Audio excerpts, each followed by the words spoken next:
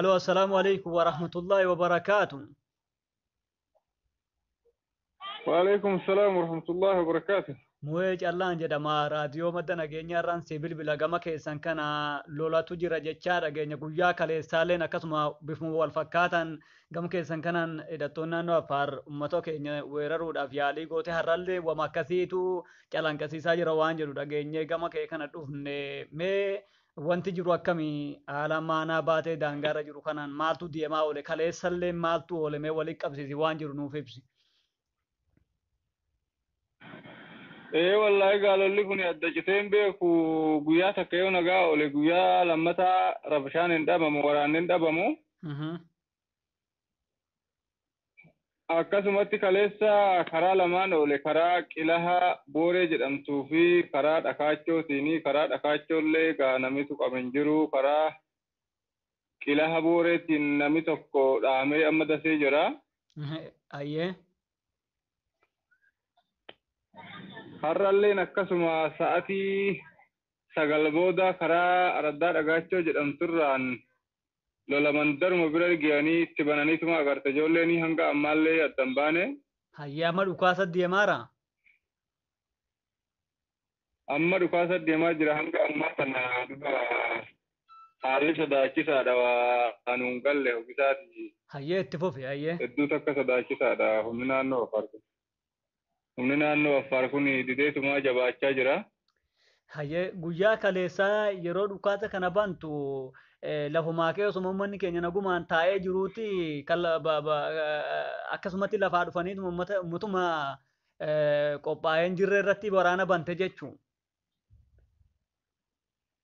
Uummanni keenya gaaf tokko lolanii banna jedhee yaaduu hin beeku jarri manatti dhuftee faadha kan lolaa jirtu. Uummanni keenya ofirraa eeguu yoo ta'e malee takkaa ishii barbaadee hin beeku gadi deemeeti. Hayyee. Mana isaanii irra dhuftee ooruu isaanii gabbaar dachi isaanii irra dhuftee sa'a kan tokkosaa jirtu jarri keenya takkaa gadi gogee lafa ishii irratti ishii barbaadee hin beeku lolas immoo jalqabee hin beeku ishiidhuma dhufee isaan manatti irra jalqabaa. Hayyee. Malee wallaahi nuuf hin galle gaahii gaa rabbumatu jira jabaan rabbuma. Akkati mee uummanni keenya warroonni ammaan dura manni irraa gubatee barumsarraa ijoolleen isaanii barattulleen akkasumatti achi ganda sanii buqqa'anii deemanii jiran haga ammaatti mana isaaniitti deebi'anii jiranii. Takkallee ganda isaanii deebi'anii jiran addumaan faffaca'anii ollaadhumaa fi firoottan isaanii ka ol baddaa keessa jiran garuma isaanii addaan taracha'anii baqatanii deemanii jiran malee takka gad hin deebine usaa isaanii irra hin jiranii akkuma baqatattaniin. Firaa fi aalii isaanii biratti addumaan kutanii faca'aniituma jiran hanga amma. Ajaa'iba! Tole mootummaa waan kana deebisee mana isaanii gubate bakka sanitti isaan deebisee qubsiisuudhaaf fedhii waan qabu calanqisiisaa hin jiru. Hanga ammaatti waan yaachise takka illee hin garre mootummaa kanarraa waan feesisan illee hin agarre uummata kanas eessa ga'an jedhanii waan gaafatan hin qabanii. Hayyee. Ummati eegaa gaafa manni sun gubateeti bakka kana jiranii jedhee waan gaafates hin agarre mootummaanii ummati addumaan akkuma fira ofii biratti addaan kutee hin jiraa sin jechuu barbaadeeti. Hayyee araarri dhiyeengadda taasifame sunoo akkuma barame gama mootummaarraa manguddoo fakkaatanii huccuu manguddoo uffataniituma garas imalan malee miidhamtoota kana keessaa gama Affariitiin miidhamtoota keessaa wanni walitti fidamee haasofsiifame hin jiru. Wanni takka hin jiru mootummaadhumatu walitti deemee wal argee jechaa dhageenya malee ummata biraa wanni takka wanni wal argame takka illee hin jiru. Mootummaa lamman qofaa wal bira ga'ee dhageenya malee yookaan wal bira ga'anii asis waa takka waan bu'aa buusanii ummata wayaayaanis hin dhageenye ofumaa wal argan jechaa dhageenye akkasumatti taa'aa jira. Hayyee buleessa keenya. Yoo dhageenyu yeroo amma uummanni Oromoodhaa yeroo Affaar ofirraa lolan hin lolinaa jedhanii callisiin Aanaa Baateedhaa uummata doorsisaa jiranii namni tokkichi gad deemtanii Affaar irratti dhukaasan baninaa jedhee uummata keenya doorsisa jechaa dhageenya. Osoo uummanni kun lolamuu osoo uummanni halkanii guyyaa gadi ol lolamuu osoo dhiibamuu osoo buqqa'uu ofirraa hin lolinaa jechuun kun akka kamii? maalitti barbaadaniiti waan kana ugaa ilaaltan isin? Wallahi egaa araara kan gadi deebihanii lafuma keessan irratti ofirraa eegaa malee hanga irki kun wanni isaa yalla'utti gadi ittiin deeminaa jedhanii turan isaan warri isaan bulchaa aanaa keenyaati. Jarri immoo gaanurraan deebinee inkaan gadi deemuu dhiisii asumattuu mandara irra dhufanii faadha kan nama lolaa jiranii ummatillee hin callisne ofirraa yeroo mana ofirratti dhufan ofirraa hin callisne ofirraa lolaatuma jira hanga humna isaatii hanga danda'e. Hayyee. Malee gaasaan yaada isaanii akka waan hamma gaafa irqi kun itahuu akkam booressine waan jedhamuuf yaalii godhanna fakkaatee sunis hin danda'amne. Hayyee. Jarri yaadan qabdu irquma kanallee yaadan qabdu irquma isaa yaadan kana. Hayyee. Akkasumatti gaa ofirraa ittisaa jirra yeroo lafa namaa dhufanii qe'ee namaa irratti jechuun hin danda'amu. Akkasi tole uummanni yeroo ammaa kana warroota amma buqqa'an kana isin akka hawaasaatti achitti deebisuudhaaf hin danda'amu.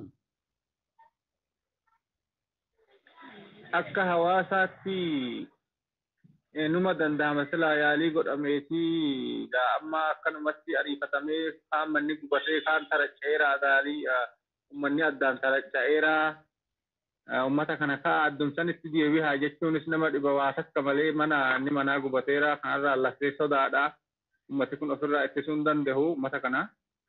Hayyee. Gara boodaatti hawaasi cimee ijaarramee yoo ummata kana deebisuu yaalii kan godhu ta'e malee amma akkanumatti kaa lafa keessan irra deebi'aa jechuudhaaf namaa hin danda'amu. Laftiin sodaachisaa. Manni gubateera kanarraa humni uummataa laafeera hedduu takka gadi laafeera. Deeggarsi hin jiru. Sireen bitatamu re'ee ofii bitanii inni bitatamu. Lolli kun walitti dhaabbata tahee guyyaa takka oolee guyyaa lammaffaa waraanuma. Akkasitti hedduu takka itti jabaateera uummatni maal godhuu danda'a jettee. Hayyee mee oguu takka duubatti si deebisaa.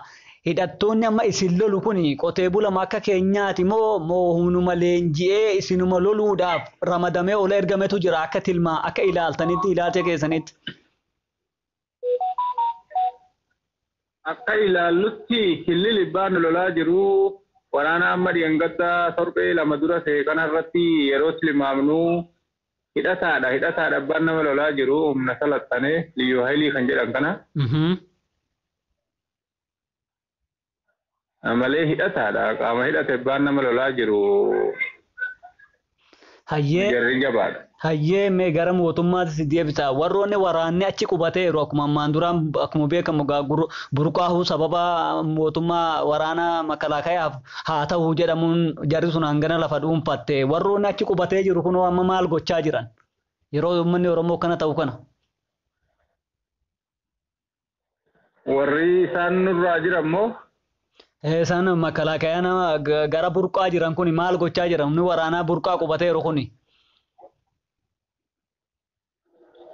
Humni waraanaa burqaa qubate waa takkallee godhuu hin danda'u.